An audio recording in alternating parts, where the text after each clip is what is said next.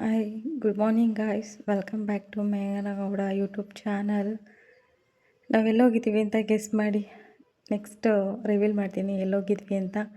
Floating ಕೂಡ ಮಾಡಿದ್ವಿ, ತುಂಬ ಎಂಜಾಯ್ ಮಾಡಿದ್ವಿ ಈ ಪ್ಲೇಸಲ್ಲಿ. ಎಲ್ಲಿ ಗೊತ್ತಾ ಈ ಪ್ಲೇಸು? ಮಂತ್ರಾಲಯ, ರಾಯರ ಸನ್ನಿಧಿಗೆ ಹೋಗಿದ್ವಿ.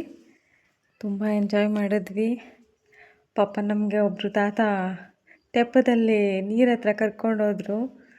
ಅಲ್ಲಿ ಸ್ವಲ್ಪ ಆಟ ಆಡಿದ್ವಿ. ಪಾಪ ಅವರೇನೆ ಟಿಫನ್ ಕೂಡ ಕೊಟ್ಟರು. ನೋಡಿ, ನಾನು ಫ್ಲೋಟಿಂಗ್ ಮಾಡ್ತಾಯಿದ್ದೀನಿ. ನನ್ನ ಜೊತೆ ಬಂದಿರೋ ನನ್ನ ಫ್ರೆಂಡ್ಸ್ ಎಲ್ಲ ಟಿಫನ್ ತಿಂತಾ ಕೂತಿದ್ದಾರೆ, ನನ್ನೊಬ್ಳನ್ನ ಬಿಟ್ಬಿಟ್ಟು. ನೋಡಿ, ಬಕಾಸುರು ಥರ ತಿಂತಾ ಇದ್ದಾರೆ.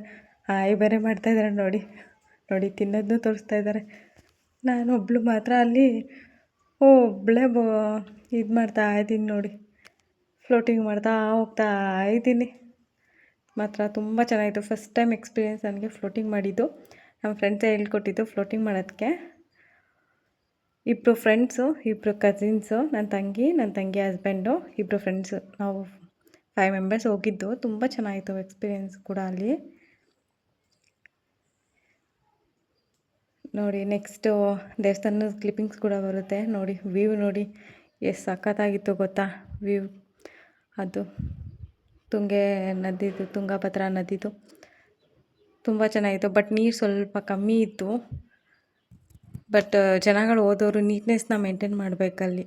ತುಂಬ ಗಲೀಜು ಮಾಡಿ ಇಟ್ಬಿಟ್ಟಿರ್ತಾರೆ ನೀರನ್ನೆಲ್ಲ. ನಾವು ಅದಕ್ಕೆ ಫುಲ್ ಒಳಗಡೆ ಹೋಗಿ ಮಾಡಿದ್ವಿ. ನೋಡಿ, ರಾಯರದು ಬೊಟ್ಟಿಕ್ಸ್ಕೊತಾ ಇದ್ದೀನಿ. ರೆಡಿಯಾಗಿ ಬಂದು ರೂಮಿಗೆ ಹೋಗಿ ಫ್ರೆಶ್ ಅಪ್ ಆಗಿ ಬಂದು ರೆಡಿಯಾಗಿ ಬೊಟ್ಟಿಕ್ಸ್ಕೊಂಡು ರಾಯರ ದರ್ಶನಕ್ಕೆ ಅಂತ ಹೋಗ್ತಾ ಇದ್ದೀವಿ. ಹೂವು ಮಂಚಲಮ್ಮನ ಕೊಡೋಣ ದೇವಸ್ಥಾನಕ್ಕೆ ಅಂದ್ಬಿಟ್ಟು ಹೂವು ತೊಗೊಂಡ್ವಿ. ನಾವು ಹೂವು ಮುಟ್ಕೊಂಡ್ವಿ. ದೇವಸ್ಥಾನಕ್ಕೆ ಸ್ವಲ್ಪ ಹೂವು ತೊಗೊಂಡು ಕೊಡೋಣ ಅಂತ ಹೋಗ್ತಾಯಿದ್ವಿ. ನೋಡಿ, ವ್ಯೂ ಎಷ್ಟು ಸಖತ್ತಾಗಿದೆ. ಇದನ್ನು ನೋಡ್ತಾಯಿದ್ರೆ ಸ್ವರ್ಗ ನೋಡ್ದಂಗೆ ಆಗುತ್ತೆ ಗಾಯ್ಸ್. ಸಖತ್ತಾಗಿದೆ ಗಾಯ್ಸ್. ತುಂಬ ಚೆನ್ನಾಗಿ ಬಂದಿದೆ ಅಲ್ವಾ ಈ ಕ್ಲಿಪ್ಪು ಬಳೆದು. ನಂಗೆ ತುಂಬ ಇಷ್ಟ ಆಯ್ತು ಈ ಕ್ಲಿಪ್ಪು. ನೋಡಿ, ಊಟಕ್ಕೆ ದಾಸೋಹಕ್ಕೆ ಹೋಗ್ಬೇಕಾದ್ರೆ ಈ ಬೋರ್ಡ್ ನೋಡಿದೆ, ತುಂಬ ಇನ್ಸ್ಪೈರ್ ಆಯಿತು. ಸೊ ಅದಕ್ಕೆ ಆ ಬೋರ್ಡ್ನು ಕೂಡ ಹಾಕಿದ್ದೀನಿ.